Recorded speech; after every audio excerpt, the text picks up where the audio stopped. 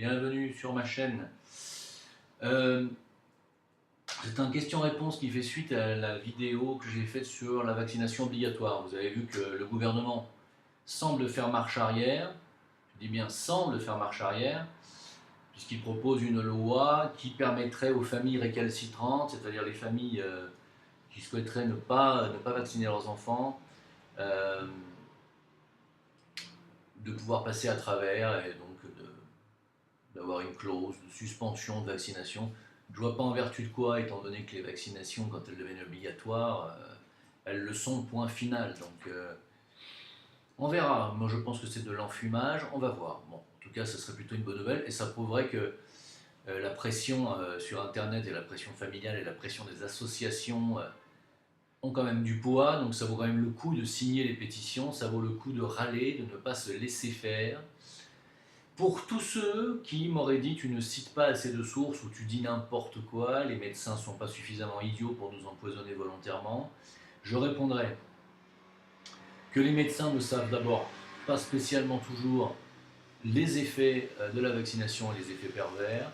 Ils font ce qu'on leur dit de faire, ils sont payés pour ça, ils sont financés par les labos, ils ont des conflits d'intérêts avec les labos. Quand ils vendent certains médicaments, ils touchent des rétrocommissions et ils touchent des pourcentages de vente sur certains médicaments plutôt que d'autres. Voilà pourquoi ils ne vous prescrivent pas de générique la plupart du temps. Les médecins sont vraiment marche-main dans la main avec les labos. Ils sont invités en vacances par les labos. Ils se font payer leur bagnole, leur maison et des tas d'avantages en nature par les labos. Qu'est-ce que vous croyez, hein? Vous croyez que c'est avec leur salaire, même s'ils touchent bien, hein, s'ils gagnent bien, vous croyez que c'est avec leur salaire qu'ils peuvent se payer des baraques un peu partout et des super bagnoles et des machins et j'en passe? Non. Il y a ceux qui pactisent avec les labos, puis il y a ceux qui pactisent pas. Et ceux qui pactisent pas, en général, ne prônent pas la vaccination massive. Au contraire, renseignez-vous. Vous verrez qu'il y a beaucoup de médecins qui se sont réveillés, qui ont dit moi, je ne participe plus à ce génocide. Voilà. Donc, pour ceux qui ne me croient pas, sachez que depuis des décennies, les ministres de la Santé et divers ministres qui ont été au gouvernement français successifs, il y a toujours eu, pratiquement toujours eu, des conflits d'intérêts avec les labos. Voilà, Claude Évin, ministre de la Santé, financé par Fabre, Henri Nallet, ministre de l'Agriculture, lui, hein, par Servier, Elisabeth Hubert par Fournier, Michel Barnier par Mérieux, Barzac par le laboratoire GSK, et non pas DSK, ça n'a rien à voir. Le laboratoire DSK, il fabrique des préservatifs. Pardon pour le trait d'humour. Bachelot par Sanofi, par GSK, par Novartis. Agnès Buzyn, la ministre actuelle, j'ai fait ma petite enquête, elle a été rémunérée 14 ans chez Genzym, qui est une succursale de Sanofi, par Novartis, par Bristol Myers Squibb. Voilà, ça c'est les ministres qui se sont succédés au poste de la santé et qui nous ont fait vacciner en masse, alors que ce sont tout simplement des représentants de commerce de ces firmes.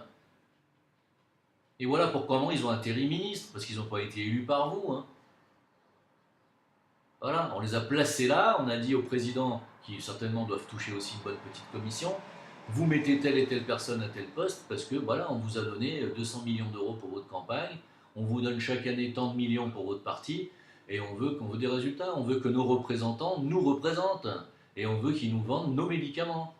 Bachelot, elle a quand même commandé à ces trois laboratoires, Sanofi, GSK et Novartis, elle avait commandé 92 ou 93 millions de doses de vaccins contre, je crois que c'était la grippe, je ne me rappelle plus laquelle, c'est 93 millions de doses dans un pays où il y a 68 millions d'habitants, vous pouvez me dire pourquoi il y a 30 millions de doses en trop? On ne saura pas, hein, et ils ne les ont pas écoulées, hein. Bon, mais par contre, on les a payés. Quand je dis on, c'est la population française qui les a payés, c'est vous, hein. Alors, il faut savoir que le laboratoire GSK se vante d'avoir acheté tous les brevets sur l'hépatite B, c'est-à-dire que ils ont fait une véritable fortune avec ça. Aujourd'hui, tous les labos qui veulent vendre des vaccins contre l'hépatite B doivent payer des droits au laboratoire GSK. Et ce sont eux qui ont créé les vaccins combinés, c'est-à-dire les vaccins qui n'étaient pas protégés comme avant. Ils ont réussi à foutre leur hépatite B dedans, Et à partir de là, les autres vaccins sont devenus donc protégés, c'est-à-dire qu'ils touchent des droits à chaque fois qu'on vend des vaccins qui comportent bien entendu leur hépatite B pourrie. Euh, voilà, tout ça c'est vérifiable, hein, tout ce que je vous dis là. Hein. Je viens de le vérifier, il y a que les voilà. Donc je ne dis pas de conneries pour ceux qui m'insultent, je peux me tromper dans certains détails, sur le petit truc, mais dans le fond, sur le fond du sujet, vous savez très bien que j'ai parfaitement raison et que tout ce que je dis est tout à fait vérifiable. Il y a des conflits d'intérêts entre nos politiques, je ne parle pas des élus, même si ceux-là en ont certainement aussi, mais je parle des ministres placés par le président, qui lui-même est largement financé. Vous savez qu'en ce moment, il y a des enquêtes qui sont ouvertes sur les financements de Macron et de sa campagne. Vous pensez bien que si on déclare une vaccination massive 3 mois après l'élection ou 2 mois après l'élection présidentielle, c'est que c'est une récompense qu'on doit donner à ceux qui ont financé la campagne, vous comprenez bien. Hein. Euh, parce que s'ils en avaient quelque chose à faire de la santé, ça se saurait depuis longtemps. Et c'est pas parce qu'il y a quelques morts de la rougeole ou de la méningite que tout d'un coup, il faut qu'on soit très très près de la santé des gens. La vérité est que les gens meurent surtout en masse de maladies cardiovasculaires et de cancer, et que sur ça, c'est plutôt une priorité, vous voyez. Voilà. Euh, pour finir, évidemment, on ne trouve pas de traces microscopiques de métaux lourds dans les vaccins, mais on trouve des nanoparticules. Et ça, on les trouve, et il a fallu un laboratoire italien pour avérer la vérité sur ce sujet. Il y a des nanoparticules de métaux lourds, mais pas seulement d'aluminium, il y avait aussi du mercure à un moment donné, je l'ai déjà dit, et bien entendu, il n'est pas du tout difficile de démontrer le lien de cause à effet entre ces nanoparticules de métaux lourds et de nombreuses maladies auto-immunes. Voilà. Ça, ce sont des faits scientifiques qui, pour l'instant, sont cachés. On ne vous dit pas la vérité parce que ceux qui détiennent le pouvoir de dire la vérité sont aussi ceux qui vous vaccinent. Voilà. Euh, Quand on me dit, mais le système c'est quoi? Mais voilà, c'est ça le système. Vous êtes en plein dedans. Le système, c'est ça. Vous avez une démonstration de ce qu'est une partie du système, alias les laboratoires pharmaceutiques qui font du pognon, des milliards. C'est des dizaines de milliards d'euros, hein, les bénéfices de ces boîtes. Des dizaines de milliards d'euros. C'est gigantesque. Euh, je ne sais plus qui avait racheté Monsanto, ils ont fusionné entre Monsanto et comment il s'appelle la firme allemande. J'ai un trou de mémoire, excusez-moi, mais enfin ils se sont rachetés mutuellement, je ne sais plus lequel a racheté l'autre, pour 50 milliards d'euros. C'est pratiquement, la recette totale des impôts sur le revenu français. C'est 75 milliards ou 80 milliards des impôts sur le revenu français, ce que ça rapporte, la recette. Ils se sont vendus pour 50 milliards d'euros. Est-ce que vous vous rendez compte ce que ça brasse comme pognon? Ben, vous avez un aperçu de ce qu'est une partie du système, qui sont les mêmes familles qui tiennent ça que ceux qui, bien entendu, sont à la tête de tout ça là-haut, de la finance, du lobby militaro-industriel, etc., etc. Ce sont ces mêmes familles qui se regroupent, se retrouvent et au final se gavent pendant que vous affaiblissez, vous empoisonnez, vous perdez votre pouvoir d'achat et vous perdez votre santé petit à petit et vous perdez même vos enfants parce qu'il y a des enfants qui meurent à cause de la vaccination, il faut aussi le savoir. Même s'il y en a qui sont sauvés, le système estime que ça vaut le coup de sacrifier des gosses.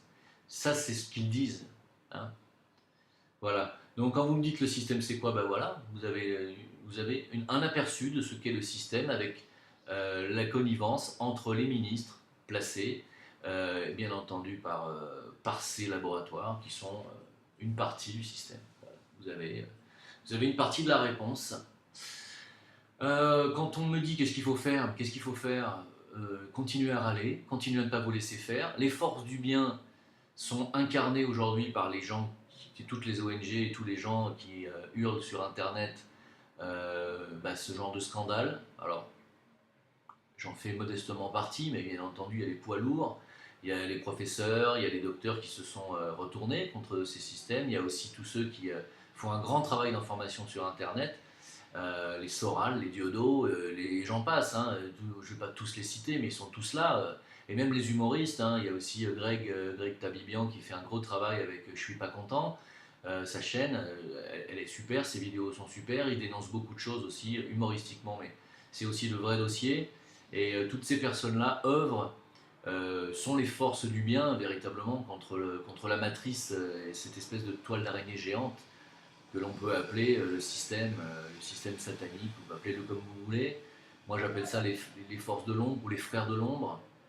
Euh, Nous sommes sur Internet, nous qui hurlons la vérité, nous sommes les forces du bien, sachez-le. Que vous soyez d'accord ou non sur la forme, sur la façon dont on vous expose les choses, les faits sont là, nous sommes les forces du bien, voilà. Et nous sommes faibles. Nous sommes faibles financièrement, nous sommes faibles médiatiquement par rapport à leur puissance phénoménale. Euh, ils ont une puissance médiatique, politique, financière, contre laquelle on ne peut pas lutter. Notre seule force, et je le répète parce que vous me demandez qu'est-ce qu'on peut faire, notre seule force est d'avoir Internet aujourd'hui et de pouvoir balancer les informations, de pouvoir les partager. Donc, si vous voulez faire quelque chose d'utile pour votre collectivité, vos proches, et pour l'humanité, partagez les informations. Mettez des pouces levés chez les gens qui font des vidéos d'information. Abonnez-vous à leur chaîne. Voilà, soutenez-les. Moi, d'ailleurs, je tiens à vous remercier de votre soutien. Je suis très heureux de lire tous les jours des remerciements, pas parce que ça gonfle mon ego, mais parce que ça prouve qu'on ne fait pas un travail inutile. Donc, soutenez les gens de bonne volonté et faites la même chose, faites acte de bonne volonté, partagez les informations. La vérité est toujours emplie de lumière. Si on veut faire descendre la lumière sur cette planète, il faut partager la vérité. Alors, on peut se battre physiquement avec les armes, on peut se battre avec des planches, on peut se battre avec des cailloux, mais on peut se battre aussi sur le plan des idées et on peut se battre aussi sur le plan de la conscience. Et la conscience ne s'éveille que si on partage la vérité, et c'est cette vérité qui va trouver écho dans l'esprit des gens. Donc partagez la vérité, c'est important. Voilà. Puisque c'est un question-réponse, j'en profite aussi pour faire euh, un petit topo sur, vous savez, la vidéo que j'ai fait sur les artefacts et sur ce qu'on a retrouvé au Pérou, les momies d'extraterrestres. Donc on est à quelques jours de la révélation maintenant. Il s'avère que ce sont bel et bien de véritables momies non humaines, dont peut-être certaines ont été trafiquées ou fabriquées, mais pas toutes. Et en tout cas, il ne s'agit pas d'ADN humain. Voilà, donc ça se confirme. Maintenant, je m'attends bien entendu à ce qu'une grande campagne de comment dire, non pas seulement de diabolisation, mais de décrédibilisation de l'affaire, rentre en campagne, rentre en jeu par les forces du système, les forces de l'ombre qui vont se servir de pseudo-scientifiques et des médias pour tourner tout ça en ridicule. Surtout, n'hésitez pas à vous intéresser à ce dossier et à partager les informations, c'est très important. Sinon, on ne pourra jamais avoir la vérité, on ne pourra jamais savoir ce qui se passe vraiment. Ne leur laissez pas les rênes, ne leur laissez pas la possibilité de continuer à divulguer des mensonges. Là, je parle de force de l'ombre, par le biais des médias, je parle de ceux qui tiennent les médias, bien entendu, BFM TV, tout ça. Ne leur laissez pas l'occasion d'être seuls, d'être les seuls à propager de l'information. Ils propagent de la fausse information la plupart du temps. Voilà. Euh, oui, alors là je mélange un peu tout parce que c'est une question-réponse. Par rapport à l'islam, juste parce qu'il y a beaucoup de gens qui me disent aujourd'hui l'islam, machin, blablabla, c'est des pays qui sont toujours en guerre, qui sont agressifs, qui font la guerre partout, les pays musulmans sont en guerre. J'ai envie de leur dire, ah bon? Ah d'accord. Mais quel pays musulman est en guerre en fait aujourd'hui? Je ne vois pas de pays musulman en guerre, d'ailleurs j'en vois pas depuis 20 ans. Quel pays musulman a agressé l'Europe ces derniers temps? Non, non, je ne vois pas de pays musulmans faire la guerre à d'autres pays, et encore moins à l'Occident. Donc ceux qui disent ça sont des gens qui sont complètement brainwashés par la matrice. Euh, Ce sont les États-Unis qui ont fait la guerre à tous les pays musulmans du Moyen-Orient, et je ne sais pas si vous vous en êtes rendu compte, mais depuis la guerre en Irak, c'est les États-Unis qui ont attaqué l'Irak. C'est les États-Unis qui ont attaqué l'Afghanistan, c'est les États-Unis qui ont attaqué, euh, j'allais dire la Syrie, mais quelque part, oui, par des moyens détournés, mais oui. C'est les Américains qui, bien entendu, aident Israël à faire un peu le ménage autour d'eux. La Libye, c'est aussi les Américains avec les Occidentaux, avec la France notamment. Euh, Qu'est-ce que vous voulez d'autre, je veux dire, comme exemple? Vous voyez beaucoup de pays arabes, arabo-musulmans avoir attaqué l'Occident et les États-Unis, vous? Moi, j'en vois pas, hein, personnellement. Là, la Corée du Nord, par exemple, on dit qu'ils sont belliqueux, on dit qu'ils vont vouloir mettre la planète à feu et à sang, mais qui est-ce qui est en train d'aller leur chercher les poux dans la tête, là? Les Américains. Foutez-leur la paix, s'ils ont envie de faire des essais balistiques, qu'ils les fassent. Ils n'ont jamais fait la guerre à personne, la Corée du Nord. Pas pourquoi d'un coup ils se mettraient à faire la guerre à tout le monde. S'ils voulaient attaquer la Corée du Sud, ils l'auraient fait depuis longtemps. Ils font rien, ils font des essais balistiques parce qu'ils ont à la tête quelqu'un qui a envie de faire mumuse avec ses jouets. Bon, il a envie de dépenser l'argent public à avoir une armée, à être surarmé. On se demande pourquoi, on ne sait pas pourquoi. Mais ça n'est pas intéressant. La vérité, c'est que la Corée du Nord elle ne se plie pas aux desiderata du gouvernement mondial et que voilà, il va falloir s'y intéresser à un moment donné de près et il va falloir les mettre au pas. C'est quand je dis, c'est les Américains qui pensent comme ça, hein. Il va falloir que tous les pays récalcitrants se mettent au pas. C'est pour ça qu'on s'intéresse à la Corée du Nord. On va mettre au pas l'Iran, on mettra au pas tôt ou tard l'Arabie Saoudite et le Qatar. On mettra au pas tous les pays qui ne rentrent pas dans notre nouvel ordre mondial. C'est-à-dire faire la publicité de l'homosexualité, la LGBT, etc., tous ces trucs-là. C'est ça le nouvel ordre mondial, c'est ce qu'on est en train d'apporter dans les pays occidentaux. Entre parenthèses, l'idéal, le mariage pour tous, etc., ça va complètement à l'encontre des préceptes de l'islam. Donc évidemment, l'islam ne rentre pas dans le moule du nouvel ordre mondial, donc il va falloir détruire l'islam. Et tous les pays qui ont une religion, une idéologie basée sur la famille ne rentrent pas dans l'idéal du nouvel ordre mondial. Donc tous ces pays-là sont tôt ou tard dans le collimateur du système. Voilà. Après, je vous le dis, hein, puisqu'on me dit souvent, t'es pas très optimiste. Alors je ne le suis pas du tout. Je ne suis pas du tout quand j'ai vu la tournure qu'ont pris les élections présidentielles. Je ne suis pas du tout optimiste parce qu'il n'y a pas d'éveil. Voilà. Et aujourd'hui, tous les voyants sont au rouge. Il faut le savoir, les voyants sont au rouge. On est vraiment au bord d'un véritable conflit avec la Corée du Nord. On est véritablement au bord de guerres de grande ampleur entre l'Iran et l'Arabie Saoudite. Euh, oui, on est vraiment au bord de conflit. Et surtout, on est au bord d'une explosion financière, il faut le savoir. L'euro fait marcher sa planche à billets maintenant depuis plusieurs années, il a dévalué de plus de 30%. Le dollar est aux abois. Pourquoi croyez-vous que les Américains s'allient avec les Saoudiens et les Qataris pour l'instant? Ils s'allient pour avoir la puissance du pétrole.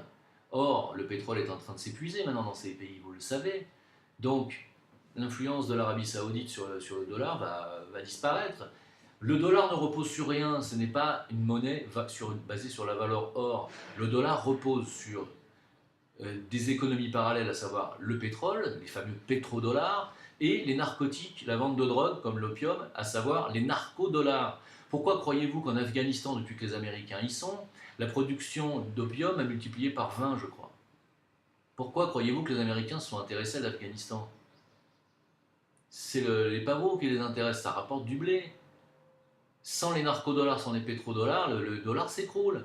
Aujourd'hui, tous les voyants sont au rouge. Le dollar est toujours sur le fil du rasoir et est toujours à la limite de s'écrouler. C'est les guerres et les ventes d'armes qui font que le dollar tient debout. Si le dollar a été aussi puissant dans le monde, c'est parce qu'ils sont venus nous aider militairement et qu'ils nous ont dit, à partir de maintenant, puisqu'on est venu vous sauver la peau, vous allez faire vos transactions économiques en dollars. Mais le dollar, c'est du papier toilette. Hein, d'accord? Donc, s'il n'y a pas les pétrodollars, les narcodollars et tout ça derrière, et bien entendu l'armement, le dollar, ça vaut rien. Donc, aujourd'hui, l'euro, le dollar, c'est en train de s'écrouler, tout ça. Donc, on est vraiment au bord d'un écroulement financier, sachez-le. Sachez aussi, et puisque ça répond à une autre question, que l'argent cash, je vous l'ai dit depuis longtemps, doit disparaître, qu'ils veulent le faire disparaître l'année prochaine. Pour pouvoir le faire disparaître, il va peut-être falloir une crise mondiale ou une crise financière importante. Donc, sachez-le, ça fait des années qu'on vous dit placez dans de l'argent, métal argent, placez dans l'or, placez dans les valeurs immobilières. On vous le dit. Maintenant, on vous l'a assez dit. Hein. Moi, il y a des gens qui me disent il n'y a que toi qui crois à ça. Ok, c'est bien, je suis le seul à y croire. Mettons. Vous verrez. Vous verrez, j'ai pas souvent eu tort dans tout ce que j'ai dit. Et vous verrez que l'argent cash va disparaître et qu'il va falloir une bonne raison. Et qu'à partir du moment où l'argent cash aura disparu, les moyens de paiement, ça sera les cartes de crédit, ça sera les téléphones cellulaires, et ça sera une puce électronique qui sera implantée sous votre peau. Voilà. Et qu'à partir de là, quand la puce sera sous la peau, on supprimera la carte électronique et on supprimera les télépaiements par vos téléphones cellulaires. Vous ne pourrez plus payer que par la puce sous la peau. Et ça va venir. Ne vous inquiétez pas pour ça. Ne soyez pas pressés. Ça vient. Voilà. Donc, tout ça, je fais que me répéter parce que c'est pas encore arrivé, mais ça vient. Ça arrive. Voilà. Donc, tous les gens qui me disent qu'il n'y a pas encore de puce sous la peau, vous dites n'importe quoi, vous les complotistes. Nous, les complotistes, nous ne sommes pas des complotistes. Nous dénonçons les scandales du complot mondial, justement, et qui sont en train de se mettre en place les uns après les autres. Et bien entendu, si on met de l'aluminium et des nanoparticules d'aluminium dans les vaccins, et qu'on en retrouve aussi dans les chemtrails, c'est pas pour notre santé. Si vous êtes persuadé du contraire, moi je ne peux vous dire qu'une seule chose, renseignez-vous. Vous avez Google, vous avez Internet, il n'est plus admissible aujourd'hui d'être stupide. Voilà. Pour les contacts, toujours Jim Leveilleur sur Facebook, Jim Leveilleur sur VK, le Facebook russe, et sur Discord, je mettrai le lien en dessous. Voilà. A plus tard, et portez-vous bien, et bonnes vacances pour certains. Ciao.